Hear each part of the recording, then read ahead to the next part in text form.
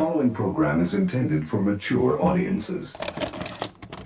It's the music, movies, and shows you love. As if we care. And hate. You ain't gonna like it none. And love to hate. I didn't expect that at all. This is The Broken Remote. Coming to you live on tape on this Wednesday, June 4th, 2025. Will and Rich on The Broken Remote, as we have padded our episodes with some time here, and we have built up quite a library of content to get to. How have you been there, Sir Will? Went back to Wuhan, got COVID again, had to make sure I'm living life to the fullest, had to make sure it wasn't fake. That's fantastic. Good for you. That's the way that we all should live, is just under the umbrella of fear and COVID. I don't trust scientists. I need to test it for myself. I ate all the bat meat in China just to make sure, and I'm proud to say, pass with flying colors. Prior to COVID, would you try bat meat? There's probably bat jerky I would try. Bat jerky. Okay, bat jerky. Yeah, everything dehydrated is better, right? Yeah, what question did Harley Quinn ask Catwoman? Would you try bat meat? Boom. Oh! I didn't know to give you the laugh or the drum roll or the rim shot, so I gave you I don't know. it was mid at best. But anyway, moving on. It worked. Yeah. It worked. So, yeah, as I said, it's been a couple of weeks. When we left last time, we were talking about the two big shows, actually, we were getting to was Andor and The Last of Us. They have both concluded their seasons. Andor has concluded its entire run. It was a series finale. So the series has completed. And we usually start with the shit, but why don't we just dive in with the good stuff and try to break the streak here. All night. We got all night for the garbage. Let's switch it around. Well, we know that garbage is right down the road, right? We have so much already to talk about because it will never stop. It will never stop. And HBO.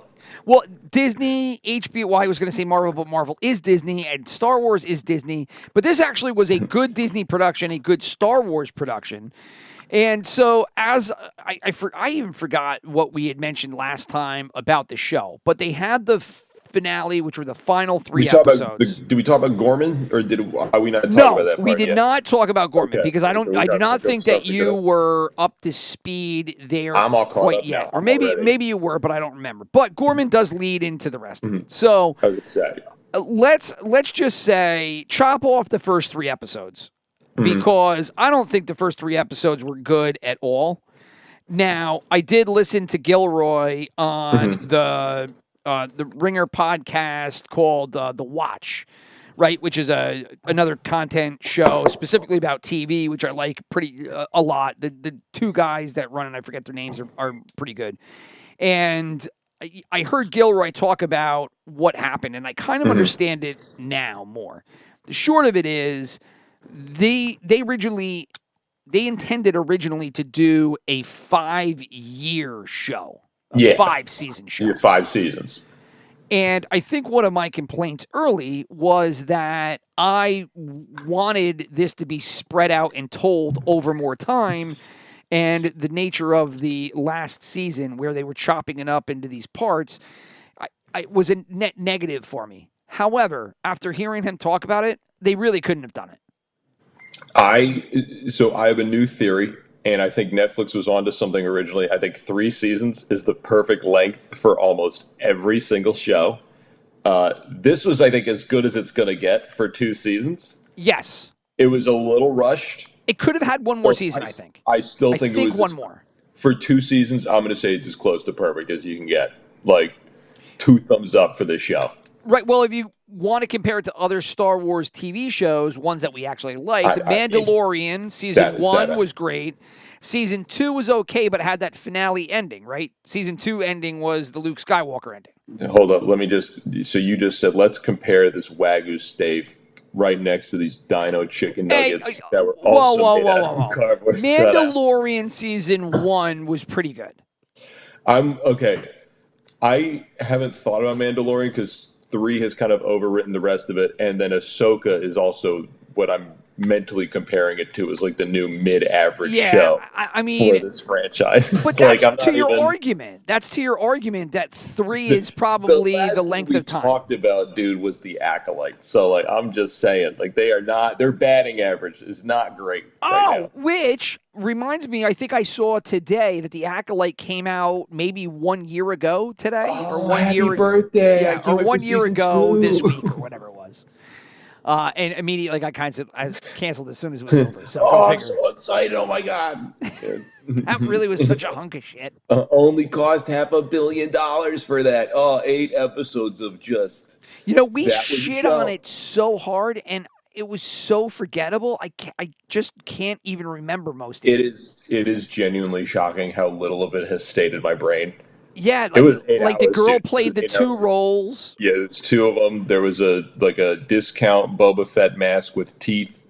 That's right. That's right. Squid Games was in it, and that's all I remember. Yeah. No. Remember, they burnt down the whole mountain with a fire that was on rock. The rock mountain. Yeah, the rock fire. Yeah. Yeah. There's plenty of bullshit. I mean, as we all know, dude, rocks and notoriously susceptible to fire. Everyone knows rock constantly burns down. Yeah, I mean, the cavemen all died when they just set these internal cave fires. And it happens every single day. It's a travesty. It was awful. It was awful, horrible things happen in caves with fire.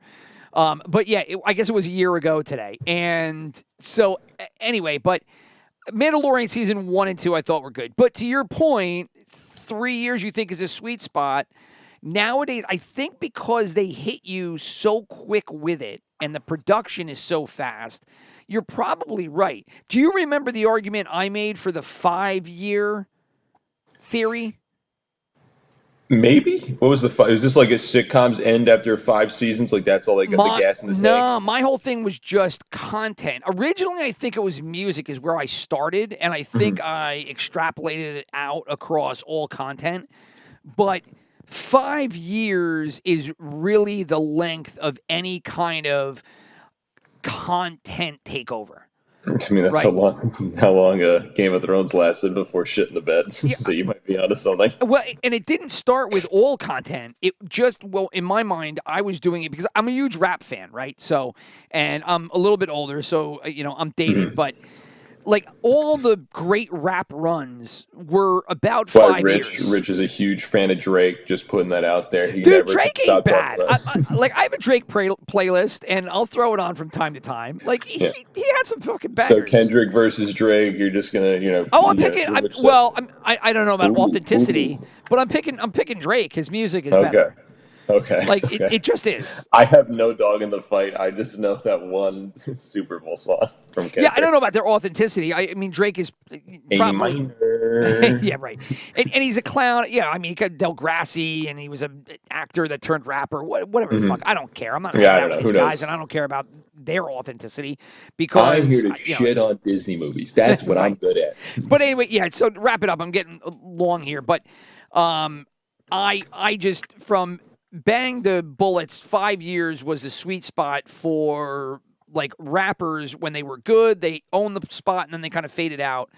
And I mean like really taking over like their like Will space. Smith. Yeah. Yeah, whatever it is. I'm not, Wu-Tang's still making records, but their thing was like $5 or 5 years.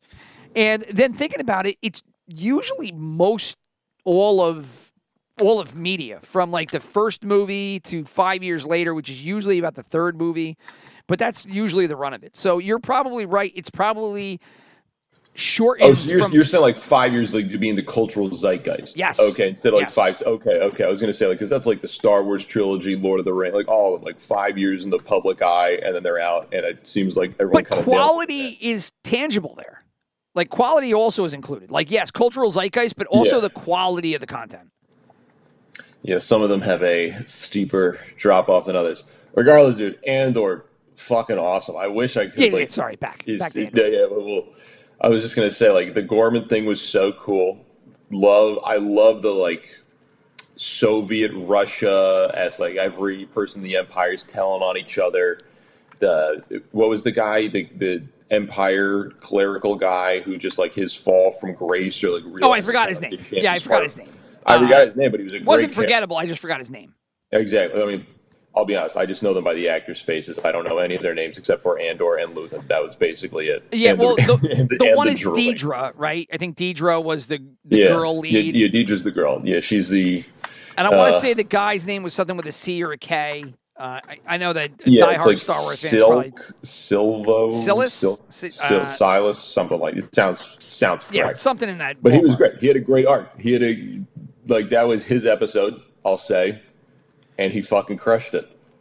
I thought that whole episode. I mean, arguable. I mean, it was from a lot of different perspectives, but just watching him just like come to terms with what the hell was going on was so cool. Yeah, again, I think that part for me, I liked it. Don't get me wrong. I'm not shitting on it here. I just think that part would have. Cyril was his name. Cyril. I think that part would have. Cyril is exactly the name for that guy. Never mind. That makes perfect sense.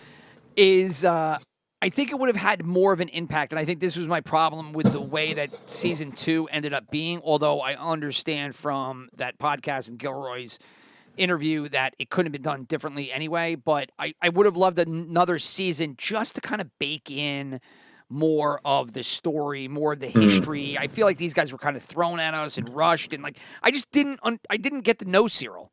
So I understand it was an arc, and I get it was heartbreaking because this was his like claim to fame was that he was a fanboy, and then he was actually in the Empire, and then it turns out that the Empire was full of shit, and he was just a pawn, and then he was just fucking floored by it.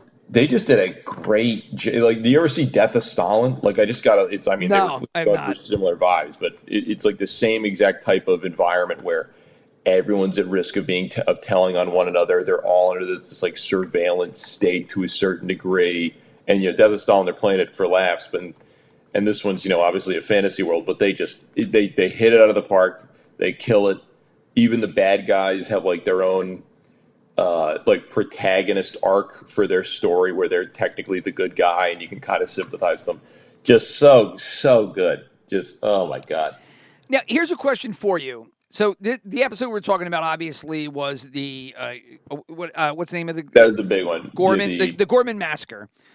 And now I was it's like their red wedding, I guess, is what I would compare it to. It was their red wedding, and never seen it. I guess historically speaking, the Gorman massacre is in Legends, and I think it might even be in canon. But it was already established to the super Star Wars diehards that was the event that basically created the rebel alliance. Like the rebellion to put on the map or something. Yeah, that basically created the rebellion. And so it was. Now, I just wasn't familiar with the Gorman thing, so no, neither was I. I never heard of it before. I never heard about it, right? So when it happened, it was really cool, and it was like, wow, this is pretty big. But I just didn't get the impact of it, right? I mean, that was my only knock on it was that I think if they had established what Gorman was a little bit more, or I got to know it a little bit more, rather than these because remember they were doing 3 episodes at a time, so it was basically 2 weeks. It could have been like an episode or a scene or just something where I guess they show like around the galaxy everyone's response to it, because it was really just like, hey, you're at Gorman, you're seeing what's going on, and then you're at the Senate, and the Senate's like, oh, this is kind of fucked, isn't it? Oh, yeah, geez. Right. So I like the season wasn't perfect, but it was just so well executed, and I'm giving them so much leash to hang themselves because that comes out wrong. But like.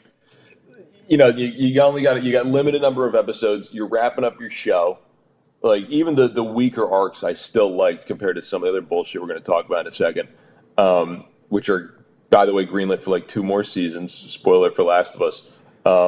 Yeah, that's fucking it's just show. It's like they just use their time very efficiently. The pacing was relatively solid. I was never bored when watching it. I was never bored, and I thought they did good. I think the other big advantage that this show had was I thought that the actors they put in it, they had chops. Yeah. Right? And no knock to Jimmy Fallon, and I don't mean to steal this from the watch. I'll knock Jimmy Fallon. Yeah. Sorry, not Jimmy Fallon. Damn it. Jimmy Smits. And this was just a thought that I had, and it was echoed in the watch. So when they were talking about it, I said, all right, I'm not crazy for it, but I'm not original either. Is that Benjamin Pratt as Organa was infinitely better than Jimmy Smits was. Who was who? Jimmy Smith was the original actor? He was the original. He played Bail Organa in the prequels, and then he came back, and he was in one or two of the shows. He's just been like a weird legacy character. Like, I get he was in like episode 3 and 2 and stuff like that, but like I don't have a strong tie to him whatsoever. Well, like, it's cool. No, nor do I. It's Leia's adopted parents, right? Yeah. But when Pratt was on the screen. How does that work out for him? Oh, it's going. Oh, jeez. It doesn't work out well. And that's the actual noise it makes. Pratt. The actors were good in it, right? And you know what? If you ever look at the actress who played Deidre, and I don't know her name offhand, but I'll tell you in 2 seconds. Her name was Denise Gow. I thought she was like not attractive on camera. Like, I mean, not that I should look at every woman like that, but I'm a dude, and that's what I do. So that's a good thing because she was going for like, I don't know, a Nazi-ish vibe. Yes, so, right? Yeah, and not trying to be like, damn, I can't wait for her to oppress the fuck out of me. That'd be, you don't want to take it away. Although I don't know, it's like this isn't something we solve on a podcast. That's where you go to a therapist and they'll kind of walk you through exactly what that means and what kind of red light district can fulfill that for you. Right, your Star Wars translations of what your fantasies actually mean. But I saw her doing an interview and she was all dolled up and she looked good. I was like, oh damn it, okay, all right, I can see it now. But the only one I can compare it to, dude, is Mon Mothma, who just she's busting out the acting chops for this show. And by the way, she was in Ahsoka, where she clearly did not give a shit. It's the same character. She was a good actress, and she just carries it in such a different way between the two shows. Where she's like, "Wow, this is really dramatic. I got a lot to work with here. I understand my motivations." And then it's like, "All right, I'm here. I'm in a weird dress. My hair's in an interesting color." And I'll pull it up now just to confirm. But the part that I couldn't get over is that I think that Mon Mothra, who is Genevieve O'Reilly, I probably mispronounced her first name. I'm almost dead positive, and I think they confirmed that she is not only Mon Mothra in Rogue One, which is pretty easy. Yeah. I think she's Mon Mothra in the original trilogy. No way. No, and I think they brought her back, and the time thing fit because she was younger back then. And I'm trying to look, what is it? That's 2000 and... Yeah, she was Mon Mothra in Revenge of the Sith, 2005. Same actress. So she, dusted off this character. In Rogue One, you mean? Okay, No, the original trilogy. No way. Yes, Revenge of the Sith. Remember, because Mon Mothra... No fucking way. Yeah. Are you serious? Swear to God. Fucking blow your mind. Damn. 2005, she was in that. She comes back 20 years later to reprise the role. But I guess the time kind of works. And so she did Rogue One, and then she did this series. And I think she's been in whatever. Jedi. She might have done the voiceover work, too. I think I heard somebody talking about. She did the voiceover work for the cartoons. Okay, they say in the Return of the Jedi was a different actress. Okay. No. The Return of the Jedi. Yeah, no. When I say I meant the original trilogy. I'm sorry, the prequel trilogy, not the original trilogy. Okay. I was gonna be like, damn, sorry. Dude, okay, you're saying I came 40 back to years. Fucking grinding hole. Falcon just broke us down. No, you're good. You're gold. I was gonna say, dude, whatever her skincare products are, I am taking notes from her today. If that's the same actress of 40 years ago. God she damn it! Is absolutely crushing it. I suck. You are a stupid asshole. That's exactly what he is. Not original trilogy. Oh, the original first trilogy. Fuck. What are you, Gen Z? God damn, dude. Come on. Just way to fucking bring everything to a fucking hole. Yeah, we had a good get there for a little bit. It takes for nothing. Sorry, it's my fault. Anyway, but yeah, they dusted her off 20 years after she did Revenge of the Sith, and it's that same actress. Yeah, I don't know. I remember her being in Revenge. I totally believe that she's in it. I just have not seen that movie in a billion years now. It feels like. Yeah, she must be. I believe you. Yeah, well, no, I mean it's in the credits. It's in the credits here. So, and she did. She was in Rebels as the voice. So, she was in whatever in Revenge of the Sith, and then she came back. Oh, she is in it. Oh, that's very cool. Oh, damn. Okay.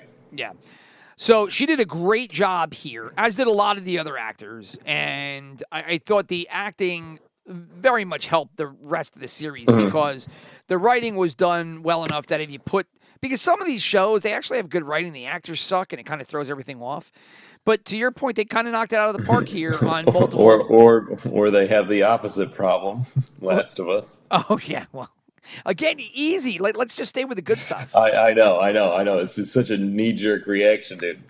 But the Gorman Massacre was everybody's, I mean, it was their Oz. They loved it. It was their magnum opus episode. I mean, the ending was my one, I guess, real complaint is the last episode felt slow, but they're also clearly setting it up to go like immediately into Rogue One. Yes. Like that's my guess is like the 5 minutes later Rogue One technically begins, so I can let it go. Yeah, and Gilroy says that in the interview is that he knew timing wise what the end of the show was going to be, and it was going to be him walking to a ship to go off on what ended up being the mission go take I respect that. to go whatever what the hell was her name or Jyn Erso. Jyn Erso. So to grab Jyn. So. But yeah, I mean, I think the show really came to an apex at Gorman, but I thought the last 3 episodes were super strong the way they were built. Mm-hmm. The K2SO, the Luthen thing, the Luthen and Deidre scene was awesome. Like that whole that final showdown. I feel like they could have built it. Like if they had an extra episode, they could have built up that like cat and mouse game more. Yeah, but it was still good. Yeah, they had definite moments where they put the actors in positions where they were able to shine, and also limiting the length of the crushes everything he does. I love him, but also shortening the length of the series. On top of the fact that Cassian was just going to be old as shit at the end of it, was that. They did not want to do just entire green screen shows. They wanted to make sets. And so the sets I was going to say the Gorman set looked amazing. Dude, the Gorman set did, and I didn't really respect it until I heard Gilroy talking about it. The hospital scene at the I don't know when that was related to Gorman, but those last like 3, It was it the last 3? Yeah. But the hospital set that was created was also awesome. Because at the time I kind of was just like, I don't know, like they happen to have all this, you could see across and it was very convenient and it was meant to be that way, but it added to the suspense that they wanted to build for this show. And that was all, they did that hospital set to what they could afford, and it was done really fucking well. I was going to say, they were very efficient with their budget. I will for sure. I mean, it was expensive as shit, this show, but I mean, paid off. It looked great. No issues with the CGI, unlike some Star Wars shows. And just... looking at you, Ahsoka, piece of shit. Hold on. Before you go to Ahsoka, since you're talking about shitty, I just saw it the other day. And I don't know why I went back into it, but I went and I rewatched the Vader versus Obi-Wan lightsaber duel from the Obi-Wan series. And man, the best part of the show, you mean? The best part of the show, but even at that, how convenient. Like, how convenient they landed on that fucking planet. And I don't know if we talked about it at the time. No, we did, yeah. But, like a rock planet where you could just drop green screens behind them all and then just have them throw rocks at each other. Like, there was nothing to that set. It was just the two of them. That should have been a movie. That was another classic one that was, like, supposed to be a movie. And they're like, we're going to get more money out of this being a TV show. And it never should have been one. And that was stupid. But what do you think would have been the deal if Gilroy took it?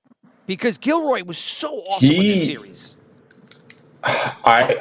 He like the character things were so much better. I'm not sure because these are just such gigantic characters, and he had so much freedom with these guys. Like he just had to basically peg in, like, okay, they're making the Death Star. I have free reign here. Gorman Massacre is like a point I can touch on, and I'm like free to expand. He did what Rian Johnson did, but like basically, where he had this completely free slate. I would say he did the opposite of Johnson, where Johnson crushed something, a property that everybody loved. I thought that Gilroy just amplified it. Yeah, well, it was like so Ryan, let's so how do you put it? Like you give someone a tools for like a gingerbread house, and it's like, okay, make this gingerbread house, and sure. and Just so did it with my kids last December. and he makes this beautiful gingerbread house, and he goes further beyond than what you thought you could do. There's all these artistic flourishes, and like, wow, that looks nothing like the box. It looks very similar, but you killed it. Good job. And then you look at Ryan Johnson, and one, he's just in a diaper now. Two, it's him sobbing as just all of it's just all over his face. He's eaten half of it. Half the apartment is on fire. You don't know how this happened. And you're like, what did you do? He's like, well, I'm going to give it back to J.J. Abrams. Maybe he'll figure it out. And then J.J. Abrams, he just nukes the whole thing. Where were we going with this? Anyway, we were talking about the fact that Gilroy elevated the Star Wars universe with his show, and I was wondering what Obi-Wan could have been had Gilroy had that one, because I just remember what a disappointment at the time Obi-Wan was. The Darth Vader scene was cool because you saw Darth Vader, but upon this rewatch I did, last week or whatever, I don't know. I kind of watched it and I said to myself, shit, it's not really that good. And the set was ridiculous. It just was green screens on rocks. But Gilroy paid attention to make all of this look real. And I think that was the part about the original trilogy, and I mean the original trilogy this time, not the prequels. But the part about the original trilogy that I think still sticks with me and why it makes it my favorite. Everything is puppets. Everything is sets. Yeah. Everything's models. It's all tangible.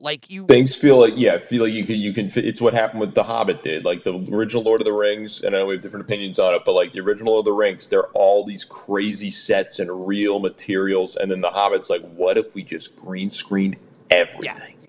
Yeah. Like does not have the same soul as the original one here. This is kind of weird. Right. And I just don't I mean, I guess because it's cheaper. But here's I wonder, they did Star Wars, Empire, and Jedi. If they had to do it again today, would they have done the same thing? Or would Jabba have just turned out to be a CGI character? Because that would have fucking killed it. Well, George Lucas would have come back 50 different times to release 40 different editions that all have like different puppetry or 3D versions of.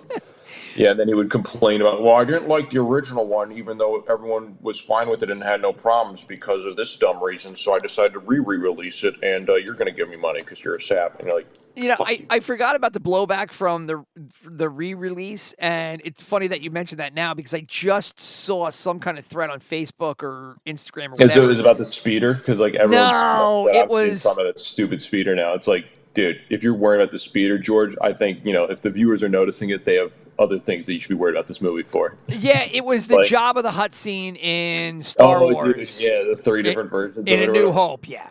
Yeah. And I remember from way back in the day, and I think it was on one of the, I'm going back to like VHS, but or maybe DVDs with the outtakes, where they showed you the original scene with that English actor who originally was Jabba, and then they just got rid the of fat guy. It's not going to be Jabba.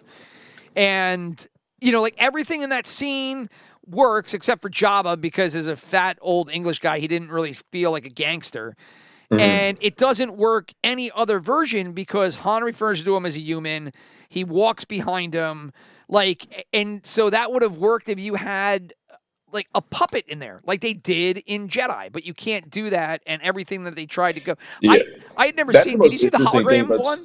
The hologram Jabba from that? No, I don't think it was one of the versions. A bunch of different versions of it, but that one proves to me more than anything. Like Star Wars, everyone talks about how great, and I mean it's a great franchise, but a lot of it was like this visual work by this one guy that then George Lucas obviously expanded on. But a lot of it was just like they were figuring that shit out on the fly. Yeah, but it worked. But it worked, which is kind of cool, honestly. And I think there's something to be said about the artistry behind it. And the want to make something that hasn't existed before, right? Because if you watch any of those behind the scenes, you respect the hustle. You respect the hustle and the drive and the passion that everyone was throwing into it. Last thing I'm going to say about Andor here, by the way, because I just got to give this guy props. Krennic, the main bad guy of Rogue One. Dude spends the whole movie yeah. just getting like slapped around by Darth Vader and all these other guys. Again, legit he actor. He was awesome in Andor. He Yes. was such a threat. Like I almost don't want to watch Rogue One again just because in Andor he came across so menacing and just looked down on everyone and everyone. Like he was just like the scene where he just puts his finger on Deidre's head. Fine. Which, by the way, is apparently improv too. Improv. Which was such a cool touch. That was so cool. I don't really get blown back They by... were in your files. Yeah. Like, I don't get blown back by sci-fi acting because usually you just kind of like, it's sci-fi and hopefully it works and I hope the characters are believable, but you don't get really taken back by the acting within it, right? But that one scene where he took his finger and put it on her head, for whatever reason, when I was watching it, I was just like, ooh, that kind of that hits a little bit, it just like it's like when a parent like what do you mean you failed this spelling test? Like it was just that energy. It was so cool. He just came across as such a threat, and I just do not feel that way from any Star Wars villains unless they throw Darth Vader in there for 5 seconds just to like live off his legacy. Like you don't get that from anything anymore. No, not at all. Ben Mendelsohn is the actor's name who we're talking about, who is Krennic. And when he just put his finger on her head, I was like, fuck, if I was in that room and that happened to me, I'd be fucking shitting right now. And she's this Nazi bad guy. She's one of the main villains of the whole series. And then he just comes in, just basically undresses her in this meeting and he's in a couple other scenes. I don't want to say he's underutilized. I think he was great, but I would have loved to see more of him like as that character. You know, I don't know. You said it just a little while ago. I'm afraid to go back and watch Rogue One. I watched like half of Rogue One afterward because I definitely think that this series redefines Rogue One in certain regards. Right? However, the Force felt cool again.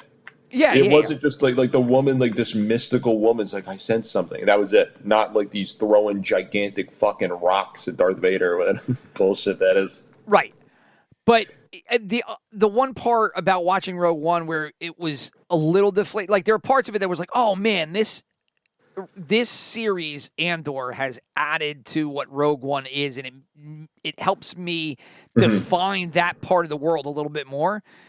But then when I was watching, I was like, you know what? But this feels like a movie, and I think I think in my older age I become more of a TV guy because as you're like rushing through all this stuff, you're just kind of like, I know I'm only going to get bits and pieces here, as opposed to like the 12 episodes where I get a little more definition, or I get 12 episodes over 3 seasons where I really get to know these guys.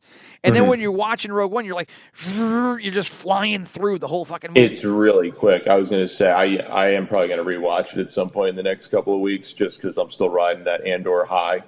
Yeah. And that is my favorite recent Star Wars movie. Not even remotely close. Sorry, Solo. Oh, yeah, no. If it's not, I actually think Rogue One might be my 3. Because, to me, Return of the Jedi just has too many down parts to... Like, Rogue One, You don't like the teddy bears that they clearly threw in for marketing? What are you talking about? I don't like the teddy bears. The Jabba scene, as cool as it is, seems really small in retrospect. I would disagree with you, but when I was like 4 or 5 and my dad was first showing me Star Wars and we would like rewatch it all the time, I distinctly being like, we can skip through these parts, like at 4 or 5. Being like, I don't need to watch the teddy bears. This is boring, and I'm 5. Everything on Andor is patently ridiculous, stupid, and barely tolerable, right? I know. It's just like, come on. Like, this is just dumb. And there's a huge, just slow letdown between the end of the Jabba scene and then when things really get good with the Death Star. Like, that whole middle, there's a reason Return they of the keep going Jedi back to awful. Tatooine, and there's a reason they're not going back to fucking Andor. Right. Yeah, I'm just saying. No one needs to see the teddy bears anymore. But like now you kind of like, I feel like Jabba's palace should have been bigger. Like I just feel like that should have been more pimped out. Oh, that was a cool scene. Yeah, I like the beginning. I like the beginning. Now I'm kind of like, I don't know. Now it feels a little dated. But the end being the lightsaber duel and then the spaceship battle over. The Luke scenes are all great in that movie. And Death Star 2 battle scenes were awesome. Yeah. The flight scenes. So it's distinctly the Ewoks like using like what would you call like a lasso on a stormtrooper? I can't. I can't even talk about it. It's so stupid. It's so dumb. It's so dumb that I would choose Rogue. If I was picking movies, Rogue One would have been the third movie that I picked to watch. Yeah, that's fair. I can agree with that. So I'm assuming it's Empire, New Hope, then Rogue One. Yes, for sure. Okay. I can respect that. I can respect all of those. Yeah. And and after that, I don't know. It's a smorgasbord. I was going to say I don't hate Solo, so Solo might be somewhere around Return of the Jedi. I think I'm probably picking Return of the Jedi after that, just for the lightsaber battle and I Jabba would do was Return cool of the Jedi and Revenge of the Sith tied probably after that is my number 4. I probably would put Solo over the prequels for me because I don't know if there was any prequel that I really liked. And I'm sorry. I know Hayden Christensen. I don't know what you're talking about. That was good. I give you a little kudos there. Bring back Jar Jar. And Hayden Christensen really was a terrible actor. For me, it's tough to get over. Tell me you didn't like Jumper? That's weird. I never saw Jumper, to be honest. I never saw that movie. But if he's anything like he was as Anakin Skywalker, I mean, to be honest, I want to give him credit where I'm just like maybe because like Anakin was just such a whiny loser for like, and I'm blaming the writing for that. Now maybe I'm wrong, but like. There's other like the Attack on the Clones show that my brother showed me a couple episodes of. He seemed fine then. He seemed cool, calm, collected, not as much of a twat. Hey, my oldest son, who just turned 14 yesterday. Woo! Happy birthday, buddy. Just came down. I guess he must have been hearing what we were talking about. And he was saying that Star Wars Episode 3 is one of the top 3 movies of the trilogy. Of the Revenge of the Sith? Okay, I respect it. I got you. So, not for me, but it's funny that my son just came down and said that. So, as you can tell, just different strokes for different folks. Mm-hmm. I still, to this day, it'll never happen. After watching Andor, I would love to have, like, Tony Gilroy remake the prequel trilogy. I want him to make something completely new. I want him to do what they were originally pitching they were going to do with the Star Wars franchises, where they're just going to make brand new shit.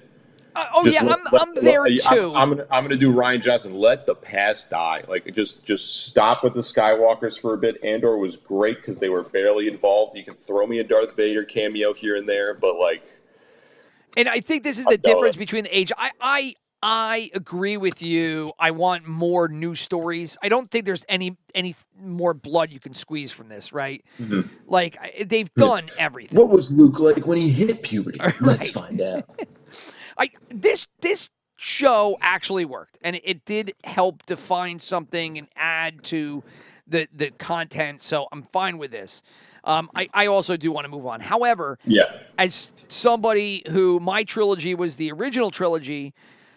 And the prequel trilogy, to me, was just so bad. I would love to see what you could do if you were to do sets and get somebody to play Anakin Skywalker who wasn't Hayden Christensen. Like you need more Mon Mothma, like the House of Cards politics stuff, I think, because that's what clearly George Lucas was going for. He just did not. He just couldn't do it. Entirely succeed. Yeah. Well, I mean, it was also just like you're trying to cram political intrigue with lightsaber fights and a cross-planetary and sand references and sand. So much sand. I hate sand. It's coarse and gets everywhere in my movie. But yeah, it's just it never happened. Just fantasy to think about. I would love to know what would have happened if Gilroy could have remade the original trilogy. And with good actors, and right now he can focus on remaking Last of Us 2. How about that? All right, we can sit. Let's good transition. Yeah. Will has thrown us where we were going to go next. So Andor, to your point, excellent done. The last 3 episodes I thought were great, and we really could go on and on and on. Mm-hmm. But we were talking about Last of Us when we broke, and it concluded after in this time period that we've been off. Thunderous one person clapping. The sound of one hand clapping. That is The Last of Us. And so I'll just throw it to you, man. You're caught up. You've watched it. I'm not caught up, but I played you're the not? game. Okay. So I don't care. I'm just going to give you the review my girlfriend has given the show. So Pedro Pascal died in episode 2. Yes. And we watched 2 more episodes, and then her basic reaction was, why are we watching this? Ellie sucks, and Pedro Pascal's gone. Yep. Like, what's the point? And there's been no urge since then. So, okay. Did you at least get to the episode where they brought him back? Which was so pathetic. I don't know if that happened in the game. I think it did. I think this is the one my friend John was referencing, because his quick review, and he listens to this, so he'll like this. But he basically said the second to last episode he loved, and I assume that was the Joel coming down. Yeah, that's Joe coming back. Which happens in the game. In the game, it does happen in the game. Okay. In the game, it's literally the last thing before like the last big fight or whatever. Okay. It's like, because the whole thing, you're like, oh, Ellie never got closure with Joel. It's like, no, she did. That's why she was angry. It was supposed to be this reveal. And that is the same. This time they just jumped the gun and did it. By the way, this is like not even the halfway mark of the second game where they end the second season. Right. Yeah, which is just like, what? You're going to make 2 more seasons of this? Are you fucking kidding? So, is that what they're doing? Two more seasons? That they said caught they're me doing off guard. 2 more to do it right. They're doing officially 1 more from Abby's perspective. Which I think is in the game from what I understand. Yeah, and then, so John said basically he liked the second to last episode, which I think was the Joel one, and then he sounds like he despised the last one, which is pretty universal from what I can tell. Yeah, so let's just rewind to the Joel part. So we had talked about this show having a difficulty in the sense that once you kill off Joel, what are you supposed to attach yourself to in this story? Like, you got to be into Ellie because it's Ellie's story. I guess if you play the games, you know that Abby's coming back. I did not know Abby was, and we'll get to that in a second. But maybe you can get into Ellie, or Abby, that is. But there is nothing else for a lot of people. You know, Jesse and hey, Aunt, you just turned the lights off on me. My son who came in has now come in and turned the lights off on me in the basement, which is fine. It's funny. He liked the new season of Last of Us. He liked it. Well. Yeah, he lights out on the second season. I don't know who to Jesse and there was Jesse who's Joel's brother Tommy. Yeah, Jesse and Tommy. I don't know. Dina. But there's just nobody to get into. And so you've got to be into Ellie, and I'm sorry, Potato Face doesn't work for me. I've watched enough stuff about the last couple episodes. I still have to finish watching them, but it's just like the show is just even more painful. So the game, people didn't like they killed Joel, basically. That was like a big spoiler. And then the rest of the game, at least from Ellie's perspective, is her just going down this like dark path to becoming this like ruthlessly efficient, basically a monster. Like she's barely different from the infected. She just is murdering everyone in front of her.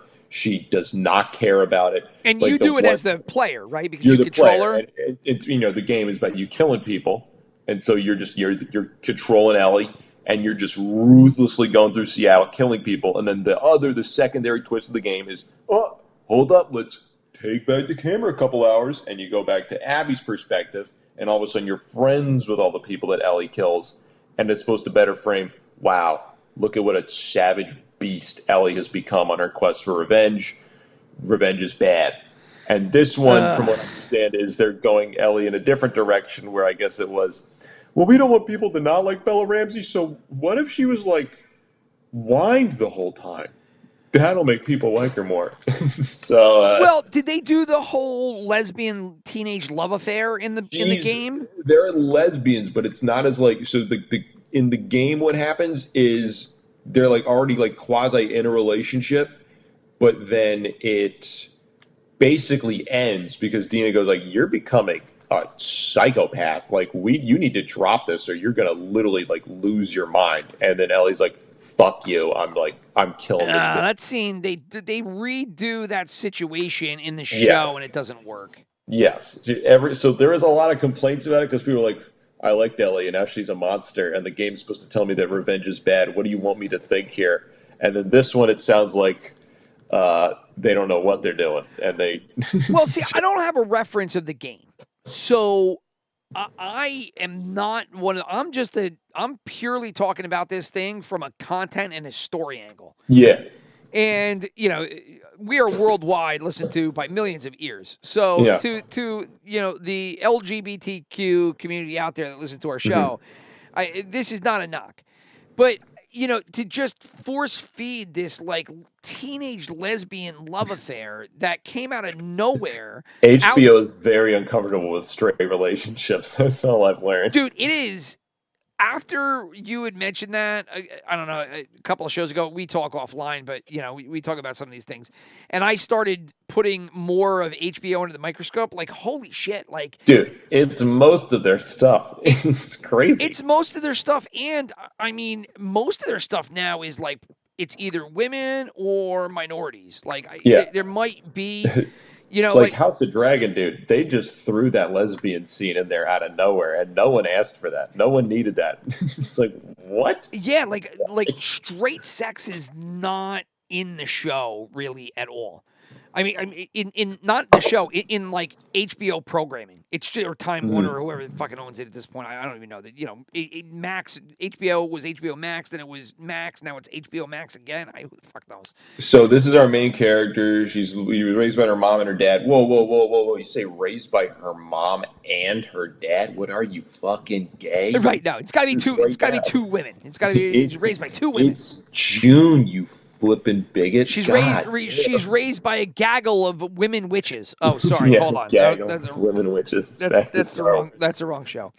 But yeah, so and this is not a knock, but like, yeah, you did this whole Ellie is queer in season 1, and she had that girlfriend in the underground mall. But then this season, it's like all of a sudden, she's at this dance, and then she's got this, and this girlfriend. The girlfriend's pregnant, and she's like, "I'm going to be a dad," and I'm like, "I'm going to be a dad." Like, you're going to be a dad? Like, why would you even say like? Dude, this scene in the game is so You're just her girlfriend. It's so fucking weird. Everyone keeps referencing that, like in like all these videos, you'll see where it's so in the game. It just like the. I mean, second game was not a fan of where they went. But the show, the fact they're just changing it, but for the worse, is bananas to me. But in the game, I think we talked about this last time. In the game, she's basically like, "You're pregnant? Are you fucking serious? You didn't say anything. Why are you here? You're gonna like first off weigh down my revenge mission, and 2, like you're a psychopath for being pregnant and like coming here." And in the show, it's like, we're going to have a fun romp in Seattle and see the sights. Yeah. Yeah, well, they try to pull that part off, too, but, not to any kind of effect.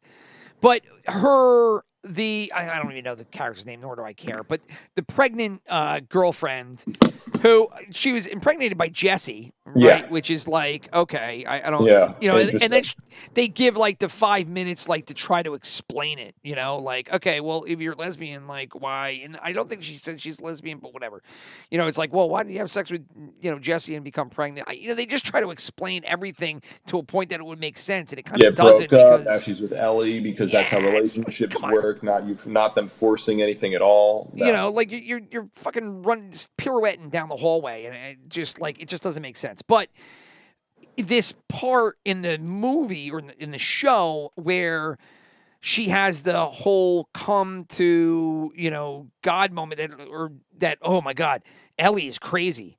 It's just because like Ellie's like she explains the whole Joel thing, and she's just like, oh yeah, Joel killed this girl's dad, Abby's dad, and that's why we're here. And then the girl all of a sudden's like, this is wrong. This is wrong. Like, she didn't say it, but it's like all of a sudden she's like, oh, this is a revenge thing. That's why you're doing I don't like. But she knew that. Yeah, it just didn't hit. It just didn't. It's like, oh, I know we need the character to act like this now. So she's just completely going to change motivations and personality and everything that she was just going through. Yes, right there. That's the part that just got lost was all of a sudden an over the top reaction. Yeah. We could have used Tommy or the other guy Jesse to do this, but we killed them off, and like we don't really care. So like, we're just gonna have her just swap personalities. That'll be cool, right? You guys cool with that? Nice, cool. And I sent you the HBO behind the scenes for the last episode. Did you watch it by any chance? No, I don't think I've watched the one yet. No, but man, it's they like changed a couple things. I saw that they were like bragging about it, and everyone's giving them shit. they were just drilling down so far into the character mentality and why they were doing these things and the environment around them and how crazy it was. I hate the HBO behind the scenes thing because it turned from like, oh, this is interesting. I get more about like the Game of Thrones world, and now it's turned into watch as I, the writer, jerk myself off in front of you by telling you how smart I am with where these characters went. And it's like, I'm sorry. Dude, that's it right there. Couldn't have said it any better myself, and that's what I was going for, is that and I don't know, I don't watch the other HBO. I just started watching this one because it kind of came on because it's the last 20 minutes of the show when it comes on streaming. And so I just let it run, and then all of a sudden they were talking about it. I said, oh, shit, listen to these guys talk. And that's exactly what it was. It was these people jerking themselves off, to their own content. And it was like, come on, guys. Oh, look how well I wrote these female characters. Oh, man. I'm so good at this. So good. And there's some kind of South Park tangent, and I can't. Did I tell you how cool I am because I made them all lesbians? Oh, my God. Stay tuned next week for the scene from the other lesbian's perspective. Oh, man, I'm so good at writing. I'm going to have her finger on camera. You never seen this. Oh, my God. She's going to be a dad. Don't you get it? Smash the patriarchy. Oh, God. It is... I don't know. Fucking so true, bro. So true. The one writer was like laughing about how like the feedback to the I'm going to be a dad scene. And it's like I can't give all the writers too much shit because the one guy did Chernobyl, and I really like Chernobyl, and they clearly were kind of with it with the first season, but I don't know what happened for this one. I don't know why they made the changes they did. I don't know why they thought this was the right move. Like they knew going in the season was going to be controversial. And it's just like, well, I think there's something. Continue. I'm sorry. I was going to say, no, I mean, I think we're in the same area, but it's just like it's not one thing that made this season like as lackluster as it was. I think it was just like a bunch of stuff in a row, and we're just like what nail do you hit? I also think there's something to be said about this being played as a video game by a viewer versus somebody watching it as just a viewer. Yeah, totally different medium. Right? Like, I think that, yes, if I was playing a game and then all of a sudden, like I'm just on this killing spree and I'm the one that's killing everybody and it's me that's doing this. And then all of a sudden you take me out of it and you flip me to the other side, to the person that I was hunting. And now you have me playing as her. I think that plays out mentally way different than just sitting on a couch. Because when they did this whole flash forward, so let's go to the final end of the scene, right? There is the Abby and Ellie meet again. Then they kiss because they're both lesbians. I forgive you. That would be a great ending, right? Like, I love you, and that's great. We'll raise your girlfriend's kid. Kind of a weird meet cute, murder your adoptive father, but we'll ignore that. Yeah. Did they kill Jesse in the game? Yeah, they kill him in the game. Okay. Yeah, it's like a sudden, quick one. Yeah, it is sudden. Same thing here. So.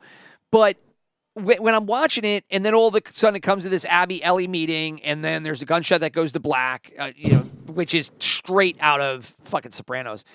And then they go back, and it's Abby on the couch, and she gets up, and as she walks toward the center of, Quest Stadium or whatever the hell the Seahawks Stadium is now, and you just see all of the military there, and it goes to day one. Yeah. I didn't care. There was no like, oh, shit. No way, dude. Right. So crazy. But if I was playing the game and all of a sudden I don't know what was happening and in my controller, all of a sudden I'm controlling Abby, that is going to react differently in my head. in the game, they also don't unveil that, like, oh, by the way, like, Abby killed, like, she just kills Joel, if I remember correctly, just randomly, and granted, the game has plenty of other issues going on, so this isn't saying this is like the way to do it, but I thought this was the right move earlier in the season. Where it was like, oh, maybe it's better they're kind of giving us some of Abby's backstory. But in the game, the way they do it is Abby just kills Joel. You have no idea what's going on. Ellie goes on her hunt, and then all of a sudden they rear back. Abby's giving you exposition. Like, she sees her dad die. Now it's her killing Joel. Now it's Abby's perspective. And then you hear about Ellie killing people. So it's like completely just catches you off guard. Like, I thought they were going to do like a side-by-side thing for just the second season, and I was dead wrong. It turns out they're doubling down on a lot of bad decisions. No, it's just going to be Abby in the third season, from what I've read. Oh no, I don't get to see Bella Ramsey. Yeah, bang her girlfriend. That's such a bummer. let's go back to that. So, because the Bella Ramsey thing, I feel bad for Bella Ramsey. I fucking laugh, man. Like the potato face thing. I'm sorry, it's funny as shit. Yeah. Is it wrong? Is it Bella Ramsey's fault? No. I mean, she just has a potato face. It is what it is. Mm-hmm. But for it to be just, her be the vessel for all this lesbianism, Mary Sue bullshit is fuck. She complains so much in the episodes I've seen, and then she's also like beating up 200-pound men. And she's like willingly going in and pulling like the dumbest shit with zombies, where she's like, let's go into this dark building and just see what happens while I fuck around with them. And it's like, dude, real? Are you 8? Like, are you 14 years old? You're 19 in the zombie apocalypse. Also, when her and her girlfriend take out the military crew in that theater or wherever, they walk up to the second floor, and then she hides behind this wall and jumps out and grabs this guy and basically cuts his throat. Like, it is patently offensive how ridiculous it is. Stuntmen everywhere. Yeah, they're so accommodating. And I think we talked about this last episode when it was like, oh, yeah, well, that's why we showed her beating the shit out of Jesse or whoever she was fighting earlier, because that way... We told you she was a badass. We told her she was a badass. Right? We told you how cool she was. Don't you listen? Right. And I don't believe it. I'm sorry, I don't believe it. And I think the other problem with Bella Ramsey is I don't know if she could play other roles better. But when they have her and they do a Joel flashback, and the Joel flashback is supposed to function, and I guess it was this way in the game. Sorry, was that it is the reveal of why they're not talking to each other anymore. Yes, and why things are so shitty at the beginning of the show or the game, and they do this flashback episode, and ultimately Joel is on the porch with Ellie, and he's admitting to everything that's done. When you're watching it, like I'm Pedro Pascal'd out at this point, but he does a sorry, Fantastic Four. Oh, the Fantastic Four I'm not going to be able to get through. I'm sorry. No, it's going to be, it's the test screenings came back this week. They're not great. You can't make Pedro Pascal the lead actor in every single big IP. Yeah. And we get it, Disney. We get you them. Cool. Mandalorian, Reed Richards, Last of Us. I mean, enough. Fucking enough. But he does a fantastic acting job on the porch in this scene. And then to have the foil to that be Ellie and Bella Ramsey, it's just such a letdown. It's like, one of the main writers for the show, who I despise, Neil Druckmann. So big caveat, like the community, I guess you can call it, is like, okay, if Ellie died, would they have been able to like make a cure with like, if they killed her, because they need to like take her brain out and study it, and then they would maybe been able to make a cure or something. Who knows how it would have worked? The point isn't would it have worked or not. Like, I think a lot of people get hung up on that, but the idea is like Joel's not willing to take that chance. He doesn't care if it would make a cure. He's like that loyal and selfish at the same time that he's like, I'm not rolling these dice. I don't care if it does work. I'm saving my adopted daughter. Yeah, to the original beginning of the show. It's Papa Bear mentality, right? Exactly. And or your girl Mama Bear, but in this case it's Papa Bear. So like last week, he's like, actually, it would have made a cure if he let them kill Ellie. So what do you think of that? It's like, do you fundamentally not understand why that's important? Like it doesn't matter if it made the cure or not. Right. It's the fact that he didn't care. Like, it's just completely out of left field. Doesn't matter if it 100% would have or not. It's like the fact that it's not 100% is like barely part of it. But the fact that he was focusing on it, if anything, shows me that he as a head writer doesn't understand like the themes of his material, if that makes sense. Yeah, like, he doesn't get it. It's just so telling to me. It completely does. And, you get bailed out in that situation by Pedro Pascal's acting chops. And for him to sit there on the porch and convey to a viewer. Now, maybe if you're younger, you don't have kids, you don't get it. But, like, when he's talking there and he's just fucking crying, like, me as a dad, I'm sitting there, I'm like, oh, fuck, man. Yeah, dude, I get it. Like, I'm not giving up my kid either. I don't know about that. That's not so great of a move, Joel. And you're like, shut Yeah, up. well, he or she, I don't know if the script is the same, but in the show, her whole thing is, this was my destiny. This is how I was supposed to die. I was supposed to save everybody, and you took that from me. It's way better acted in the show. I feel bad making fun of Bella Ramsey again, but Ashley Johnson, who's the actress who does it, is just so much more talented than Bella Ramsey. The voice actress, you mean, right? Yeah. Well, no, she does motion cap too. So like they. Oh, she does. Have, like, okay. all these cameras on them, so they're like recording her like facial expressions, and she kills it because like she has like the whole slew of like love and regret and anger and resentment, and like you just see it all on her face where she's just trying to be like, I want to move past this.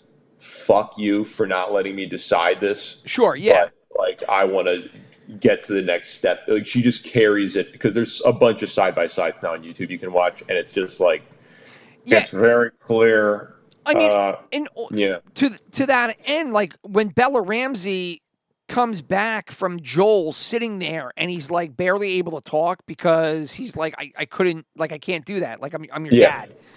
And he doesn't say I'm your dad, but he's like just choked up because he's admitting to her and he knows that his daughter might never talk to him again if he says this, but he also, it is his daughter and he understands the value of being truthful to it. There's just a lot to There's a lot going on there, dude. It's a heavy and scene. he brings it across. And then to have Bella Ramsey on the opposite end and her reaction and potato face. I was gonna say just stepped out of the microwave, covered in aluminum foil, ready to put some sour cream and onion on there. I mean, it really is. That guy is a disgrace to the uniform. You're right, Mike. She is. She is a disgrace to the uniform. Just that Shane Gillis face looking back at the screen. God, it's just so bad. It's so bad, and it took no offense to Bella Ramsey. I don't know why she got cast. I don't understand it all. But I mean, she was okay in season 1. I didn't have as much of an issue with her, but like it's just.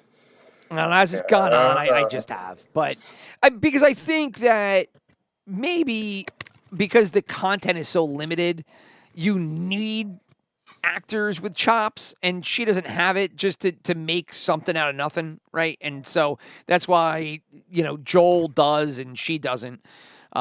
Pedro Pascal does and she doesn't. But, and I don't. This is why he's Reed Richards. This is why he's in the MCU. Yeah, I mean, I don't know, but then again, like you get to the MCU, and how much acting can you do in the MCU, right? I mean, it's. What do you mean? You do like a power pose and you throw a fireball. That's basically it. I mean, odd question: Is there any performance in the MCU that you'd look back on and you'd be like, they were fucking awesome? I mean. I can't think of any. I've never thought of this. I'm just thinking about it now because I just look at them as comic book movies. But let's say they're supposed to be more. The favorite character off the bat is Robert Downey Jr. And I don't even know if I would call that acting. It's just him being himself. Bingo, right? And Chris Evans is, I like Captain America, but he's basically playing it as stoic as humanly possible. Yeah, there are multiple people that could do his role. Robert Downey Jr., it might be tough, but that's only because it's Robert Downey Jr., right? Like, I'm sure if you saw somebody else play that Tony Stark role, you might be like, oh, yeah, that's Tony Stark right there. Dude, weirdly, it's going to go to either a villain or it's going to go to, like, Rocket Raccoon. Like, I think it might be the villain from Guardians of the... It's going to go to Guardians of the Galaxy 3, dude. I think it's going to be Groot. Vin Diesel fucking knocked it out of the park. Honestly, top of my head, it's the villain from Guardians of the Galaxy 3. when he's I haven't seen it yet. screaming. It's the last solid one. But the villain is like screaming at Rocket Raccoon in one scene, and he's acting out of his mind for no reason against this CGI raccoon. And it's just like, bro, like, how badly do you need this check? You are killing it right now. It does it. Like, Okay. You're doing a great job. He's like, how did you know? And you can tell there's like a Beanie Baby that he's like on a green screen with, probably shaking vividly. But he's like, he came to get, he cashed that check. He deserved every penny of it. And that's just the first thing that comes to mind. I wonder if maybe, and I don't know because he probably just plays himself because he is kind of, swarmy and all that. But like, if maybe the best acting job was all the way back in the early 2000s with the Incredible Hulk, and if it was Ed Norton playing like Bruce Banner, right? Not Liv Tyler? You don't think she's a great actress? No, I definitely do not. Oh, what a bummer, dude. Oh, man. Oh, and I don't think Harrison Ford did it, who they just fired, I heard. See you later. Oh, they fired him, really? Well, I don't know if he fired or he's not, but I just read that he wasn't coming back and he's not doing it again. And well, I mean, probably why it was so expensive. Well, he's 80-something years old, too. So. Yeah, I was going to say, it was a dumb move to hire Harrison Ford in the first place. If they get rid of him, for sure, why did you hire him for that? Yeah. I mean, ridiculous. It's so dumb. Yeah. The last guy didn't cost, like, he was fine up in the role. It didn't cost $40 billion probably, plus whatever profit the movie didn't get. No, it didn't. And speaking of profit, and we'll end here, have you seen the box office results for the Thunderbolts? No, I saw him. I was sad. Horrific. Like, it is over. That movie ran its course. They pulled it out early, which is crazy. I think it made $4 million last week. Oh, my God. Dude. Jesus Christ. So, and I think it topped out at like, I don't know, maybe 300 million, 280. I don't know what it was, but. Meanwhile, Lilo and Stitch, dude, has made like over $500 million or something crazy like that. Yeah, and that movie sucked dick. I hated that movie. My girlfriend, we walked out yesterday, and she's just going. Oh, we never got to that. We wanted to get to that today, but we can talk about. I mean, it sucked. It was horrible. It was just like, it was exactly what we were talking about before. Where it's just like the writers saw this original movie, like, what if we sucked the soul out of it?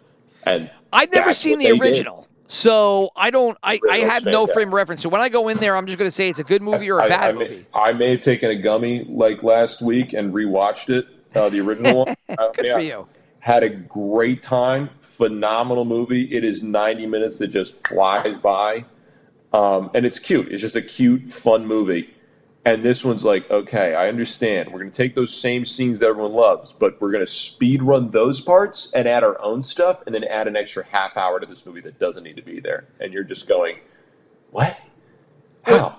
Huge numbers. Yeah. So there were now I don't know. It had a huge fall off this week, but huge numbers so far through 2 weeks. 292 million domestically, 334 internationally. So you've got like a 54-46 split for a total of about 627 million worldwide. That's a huge hit through 2 weeks. Huge. I mean, they're going to make more of them probably, which is sad because I thought we were finally done. But Stitch is basically like Disney's equivalent of like Pikachu, I guess. Like it's probably one of their more. Well, usually you get merchandising everywhere. Yeah, but you usually get that over 60% international split. Usually, like if you see a super successful movie, it usually has like an international number over the 60%, and then the domestic number is 40, or it's usually 60-40 or somewhere in that ballpark. Yeah. This one's 53 to 47, so domestic actually does a little bit better. And tariffs are being a bitch, dude. Dang. I mean, I guess, but I think that's why it's gotten 623 million, because I think in this case the domestic has outperformed what they thought. You look at a movie that's also been in 2 weeks, Mission Impossible: The Final Reckoning. Oh, it's been out for 2 weeks. It's been out for 2 weeks. Oh, dude. That one has like an amplified international split. So that one's 64 to 36. And that through 2 weeks has done 360 million worldwide. So It did 130 here. It did 230 overseas. So as you can see there, like both volumes, like it hasn't done nearly as good domestically, right? They're saying it cost $400 million. I can see it. How is this $400 million? I gotta watch this movie, dude. $400 million to make this? Are you fucking kidding me? Now go to Thunderbolts, and you want to see what a disaster Thunderbolts has turned into.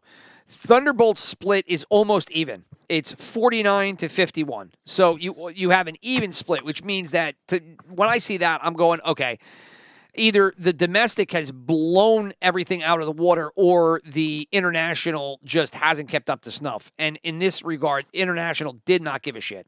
So it's done about $183 domestically and $188 internationally. Worldwide, it's done $371. And I think that movie cost a shit ton to make. It said it cost $300 to $400 million. That's what they were saying the estimated cost was. I'm not sure if that includes marketing. I am very curious to see the accounting for that. But that is, I'm wondering if it's counting part one. I'm hoping it is. I don't know where the fuck this budget goes, dude. I have no clue. But Mission Impossible through 2 weeks has beaten Thunderbolts through 5 weeks. That's sad. I like that. I'm going to blame not Thunderbolts for being bad. I'm going to blame the Marvel brand for just losing that much steam. No, I agree. I think that has a lot to do with it, that people didn't feel the need to go see this movie. Mm-hmm. Right. And because we watched that last week, and we both, everyone I've seen or talked to about it, everyone likes it. Everyone thought it was solid. It was like the best Marvel movie in a hot minute. Right. And just no one gave a shit. But there's everybody at this point, and I don't know, I'm going to tell you, I don't think that, even though it's a summer blockbuster and it's a Marvel property, I don't think that Fantastic Four is going to do good. Well, dude, I said earlier, the test screenings came out this last week. They're already talking reshoots. Yeah, I heard that they were doing reshoots, but then I heard the argument that the reshoots are normal and they do this all the time. Okay, well, I'm sorry, Galactus is not going to get people moving. And even though there's the Fantastic Four, come on, let's be honest. No, we need a really poorly CGI'd Silver Surfer, which is crazy because the one from 2004. A chick one, which now has met the internet pushback. And I'm sorry, I don't mean this to come across sexist, and it will. And fuck it, I don't care. The Silver Surfer, if you're going to put him in a movie in the MCU, the Silver Surfer is a big enough property or recognized figure that you've got to use the most recognized figure, and that is the man Silver Surfer. I guess there is a female one, but I am sorry, nobody knows about the female Silver Surfer outside of Marvel diehards, and that's a fucking fact. They're trying to mix it up. It's very upsetting when they've made this is going to be the third rendition of. It's exactly Fantastic what Spider-Man do. It's going to be the third rendition of this in as many in 2 decades, dude. And it's just going, how are you guys constantly missing the mark for these characters when Pixar made a Fantastic Four movie in all but name and just absolutely crushed it out of the park? I'm sorry. Incredibles, for those that don't know. Yeah. I was going to say, Incredibles was literally the Fantastic Four. They had the exact same superpowers. Maybe they meshed it up a little bit. Right. But, that's what everyone wanted. And you just can't, no one is no, they want to see the Rock Monster. I know the Fantastic Four to Marvel fans are a really big property and pretty landmark. To the general public, I'm sorry to say, they don't have the same relevance. And so I don't understand why this is going to be the big pivot point. And so, to me, I think it's going to end up being not a colossal failure. They got to do. I think the new Avengers Doomsday dude. I think it's going to be the hard reboot. That's where I was going with this. I think that Fantastic Four underperforms, probably a little bit better than Thunderbolts, but I don't unless the movie's awesome. If the movie's awesome and everybody's right, and you got to go see this movie. This is the rebirth of Marvel. Everybody will go see it. I'll go on. It's going to be bad. I'll die on that hill. I was going to say they're cashing out some pretty heavy checks for the new Avengers Doomsday dude that look absurd. And that's it. I think this whole thing is built toward Doomsday and Secret Wars, and then the new reboot of the MCU. Yes. Right. And I think that's what everybody's waiting for. Spoiler alert. No one wants to watch Ironheart. I'm sorry. No. Which is also coming out soon. But no, thank you. But what's scary is that when you do that reboot, yeah, sure, you're going to go X-Men, right? You'll do X-Men. That'll be the next version of the MCU is going to be mutant heavy, right? Yeah. It'll be Fantastic Four involved in there. You know, you'll fade away the Avengers. They'll have like bit parts, but I don't know. Like I thought that maybe the comic book movies could go on forever, but now I'm almost at a point where Here's another reason Thunderbolts might have done bad. They changed the name like 5 seconds after it came out into theaters, and it's just kind of like, maybe don't do that for marketing. Just yeah, I didn't care about the new Avengers, change at the end of it. The name is fine, but it's more so like, don't tell everyone it's the movie's called The Thunderbolts and then change it when it's in theaters to The New Avengers instead, because let me tell you, it makes it confusing. But, when there was a Thunderbolts to begin with, like there is a Thunderbolts comic book, so it's not unheard of. But anyway, we're about $1.15 here, so let's roll it out, and we'll call it a day for now. And we will come back. We didn't really get to touch Lilo and Stitch. Maybe we'll dive into that, but I'm sure there'll be plenty more to go to. We had lined up a whole bunch of things that we got through basically too. So there's plenty of time. We're not going anywhere anytime soon. So with that said, we'll wrap up. See you next week. Will, make sure to crunch out as much content as you can. I will do likewise. And to our 3.5 millions and millions of fans out there, thank you as always for listening. Woo. And talk to you later. All right. Peace.